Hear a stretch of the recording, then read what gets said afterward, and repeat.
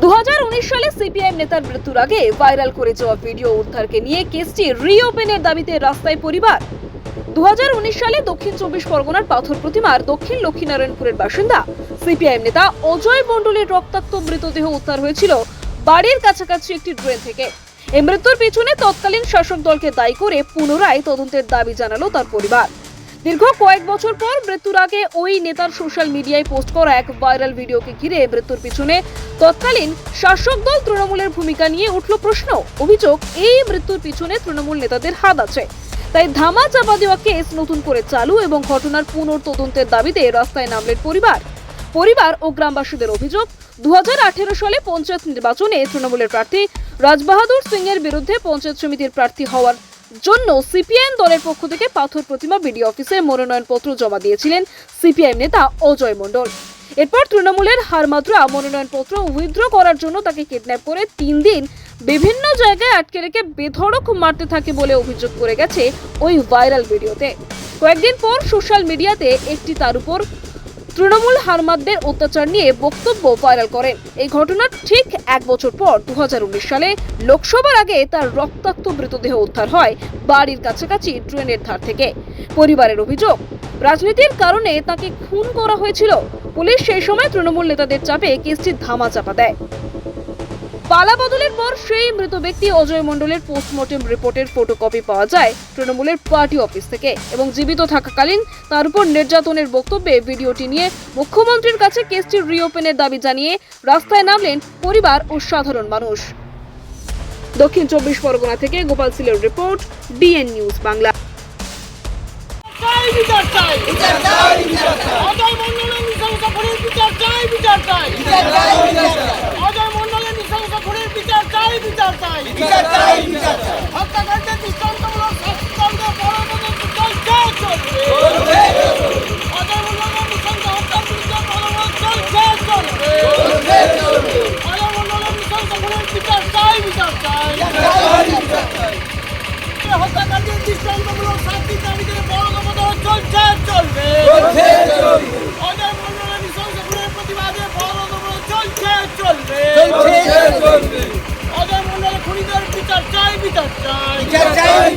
চাইছি যে আমার বাপের যে কেসটাকে ডিসমিস করেছে সমীর জানার নেতৃত্বে পুলিশ দিয়ে, সেই কেসটাকে রিওপেন করে যাতে আমার বাবার খুনিরা যথাযথভাবে কঠোর থেকে কঠোরতর শাস্তি পায়, তার আমরা পরিবারের পক্ষ থেকে আবেদন জানাচ্ছি। কি ঘটনা ঘটেছিল সেই সময় মনে আছে?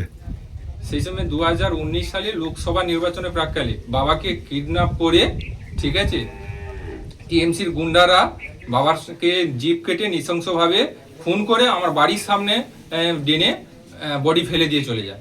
কেন কেন? বাবা আমাদের বুথে একজন সক্রিয় সিপিএম এর নেতা ছিল এবং মানুষ তিনার কাছে অল টাইম সুযোগ সুবিধা নিয়ে আসতো, কি সুবিধা পাওয়া যাবে বাবার কাছে আসতো। সেই হিসাবে বাবা মানুষের উপকার করতো চিরকাল, যাতে বাবা পরবর্তীকালে যাতে না ভোটে দাঁড়াতে পারে, সেই ভোটটাকে অধিগ্রহণ করার জন্য বাবাকে মার্ডার করে দেওয়া। বাবা কি ভোটে দাঁড়িয়েছিল কোনো সময়? হ্যাঁ, বাবা হচ্ছে 2018 সালে পঞ্চায়েত নির্বাচনে সিপিএম এর পঞ্চায়েত সমিতিতে দাঁড়িয়েছিল রাজবাহাদুর সিং এর বিপরীতে। তারপরে বাবাকে কিডন্যাপ করে তাদের গোপন ড্রায় নিয়ে যায় পাথর প্রতিমা হসপিটাল মোড় থেকে এবং বাবাকে তাদের গোপন ড্রায় রেখে নৃশংসভাবে অত্যাচার করে বাথরুমে জল খাওয়ায়, বুকে লাথি মারে এবং সিভিক ভলেন্টিয়ার থাকাকালীন এগুলো হয়েছে। এবং পরে আমরা মানুষের কাছ থেকে খবর পেয়ে বিডিও অফিস থেকে আমার বাবাকে উদ্ধার করি এবং বাবা আমাদের জানায় এই লোক আমাকে নির্যাতন করেছে এবং পুলিশ দিয়েই নির্যাতন করেছে। আমাকে একদম বলেছে যে কোনো দিন যদি কোনো নির্বাচনী প্রচারে বেরো তাহলে আপনাকে মার্ডার করে দেওয়া হবে। ওরা কি ভোট থেকে নাম তোলার জন্য বলছিল? হ্যাঁ, পঞ্চায়েত নির্বাচনে রাজবাহাদুর সিং এর বিপরীতে আসন্ন পঞ্চায়েত নির্বাচনের সমিতিতে বাবা প্রার্থী দাঁড়িয়েছিল রাজবাহাদুর সিং এর বিপরীতে। এখন কি চাইছো? এখন আমি চাইছি, রাজ্যে নতুন সরকার পরিবর্তন হয়েছে, নতুন মুখ্যমন্ত্রীর কাছে আমি আবেদন জানাচ্ছি আমার বাপের যে 4 তারিখের পর পোস্টমর্টম রিপোর্টটি টিএমসি পার্টি অফিসে পাওয়া গেছে। আমার কাছে যে পোস্টমর্টম রিপোর্ট আছে সেটা নকল ছিল এবং পোস্টমর্টম রিপোর্টটা টিএমসি পার্টি অফিসে যেটুকু পাওয়া গেছে সেটাই আমার আসল বলে আমার মনে হয়। তো অতএব আমরা সরকারের কাছে আবেদন জানাচ্ছি যে আমার বাবার যাতে কেস ওপেন করে আসামিরা দৃষ্টান্তমূলক অ্যারেস্ট হয়ে আসামিরা দৃষ্টান্তমূলক শাস্তি পায় তার আবেদন জানাচ্ছি। আপনার নাম? দেবাশিস মণ্ডল। বাবার নাম? অজয় মণ্ডল। মা? নন্দিতা মণ্ডল। আমার দাদা 2018 সালে পঞ্চায়েত সমিতিতে রাজবাহাদুর সিংয়ের বিরুদ্ধে পঞ্চায়েত সমিতিতে দাঁড়িয়েছিল। সে দাঁড়ানোর পরে পঞ্চায়েত ভোটের কিছুদিন আগে ওকে নমিনেশন থেকে নাম তুলে নেওয়ার জন্য ওকে কিডন্যাপ করে। কিডন্যাপ করে তৃণমূলের লোকেরা কিডন্যাপ করে 2-3 দিন ওকে রেখেছিল, মারধর করেছে প্রচুর পরিমাণের, মানে জাহানে বানানো হয়। ওর হচ্ছে নাকে মুখে মদ ঢালা হয়েছে, এরকম ব্যাপার। ছাতির উপরে প্রচুর মেরেছে, মারার পরে বাইক ছাড়িয়ে নিয়েছে। নেওয়ার পরে পঞ্চায়েত অফিসে বিডিও অফিসে নিয়ে গেছিলো নমিনেশন থেকে নাম তোলার জন্য। ওখানে হচ্ছে সিপিএমের লোকেরা এবং আমরা গোপন সূত্রে জানতে পেরে ওখানে গিয়ে হচ্ছে আমার দাদাকে ছাড়িয়ে আনি আর নাম নমিনেশন থেকে তুলেন। এরপরে ইলেকশন হয়ে যাওয়ার পরে আমার বড় ভাই হেরে যাওয়ার পরে সব চুপচাপ ছিল। 2019 সালে লোকসভা ভোট আসে। লোকসভা ভোটের 20-22 দিন আগে ওকে হঠাৎ একদিন সন্ধেবেলা কেউ একজন ওকে চেনা পরিচিত লোকের মধ্যে ফোন করে ডেকে মাছ ধরার জন্য বাড়ির সামনে লয়েঞ্জুলিতে নিয়ে গিয়ে ওখানে মার্ডার করেছে। পরে জানলাম মার্ডার করেছে, কিন্তু আমরা মাছ ধরতে গিয়ে আসেনি কেন, এটা রাত 12টা-1টা নাগাদ যখন বাড়ি ফিরেনি তখন খোঁজ খবর করে পাইনি। এবারে ভোরবেলা জানতে পারলাম টিএমসির লোকেরা এবং পুলিশ এসে গেছে, যেখানে মার্ডার করে ফেলে দিয়ে গেছে সেখানে পুলিশ এসে গেছে এবং টিএমসির লোকেরা ওখানে আগে পৌঁছে গেছে। দেখে আমরা খবর পেয়ে আমরা ছুটে গেলাম, গিয়ে দেখি আমার বড় ভাইয়ের দেহ পড়ে আছে ওখানে। তা পুলিশের কাছে আমাদের একটাই যে আমরা তো কোনো অভিযোগ করিনি এবং আমার বড় ভাই মার্ডার হয়েছে বলেও আমরা জানতে পারিনি প্রথমে। এরা কখন থেকে জানতে পারলো কীভাবে পুলিশরা, যে তারা পুলিশ পৌঁছে গেছে এবং টিএমসির লোকেরাও পৌঁছে গেছে সেখানে। আপনারা অভিযোগ করেননি?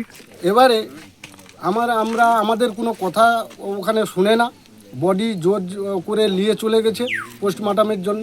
আমরা থানায় গিয়ে অভিযোগ করলাম। পরে অভিযোগ করার পরে 7 জনের নামে অভিযোগ করার পরে সেখানে কোনো অ্যাকশন লাইনি।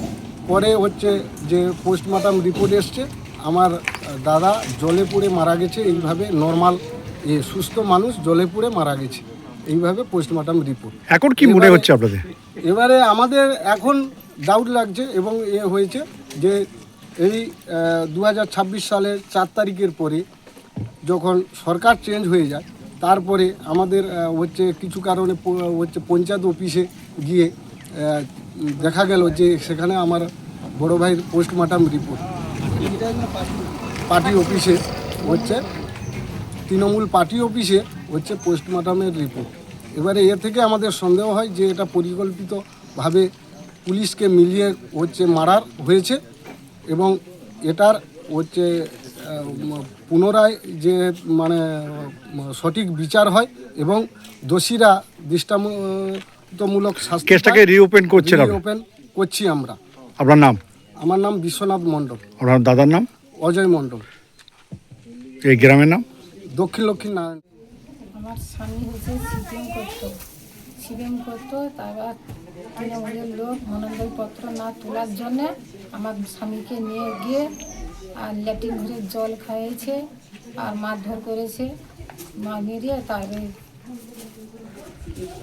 তারপর নাকে মুখে মাল ঢুকিয়েছে। তারপর বিডিও অফিসে নিয়ে গেছিলো, তারপর সেখান থেকে নিয়ে এলাম আমার বাড়িতে, লোকের বাড়িতে গিয়েছিল, সেখানটা অসুস্থ। তা সুস্থ হতে নিয়ে আসছিলাম। তারপরে 1 মাস 2 মাস বলে তারপরে ডেনে মারধর করে আমার স্বামীকে মারধর করে আর ফেলে রেখেছে। উনি কি খুন হয়ে গেছিল? হ্যাঁ, খুন করেছে। থানায় জানাননি? থানা জানাচ্ছি, থানা কোনো কিছু করে। যখন যাই তখন তারা টিএমসি লোক মারা সেখান থেকে অন্য রাস্তা দিয়ে নিয়ে যায়। নিয়ে গিয়ে তারপর তারপরে আমাদের যখন যাই আমার ফ্যামিলি তখন আমাদের ছাতি ইয়ে করে ঠেলে চলে ইয়ে করে পার করে দিচ্ছে, তোমার বাবা হয়েছে, তোমার বাবাকে এখানে পুড়িয়ে দেবো, তোমরা কি করবে করো। মানে আপনারা যাওয়ার আগে বডি চলে গেল? না না, আমার না ছিলাম পড়ে চলে গেছে, আমাদের মা বেটাকে ঠেলিয়ে বারকি দিচ্ছে রাস্তায়। ওরা জোর করে নিয়ে চলে গেল? হ্যাঁ, জোর করে নিয়ে হচ্ছে। আপনার কি অভিযোগ ছিল, শেষে অভিযোগ করেছিলেন? হ্যাঁ হ্যাঁ। কি অভিযোগ? তারা কি গ্রেপ্তার হয়েছে কেউ? না, কেউ গ্রেপ্তার হয়নি।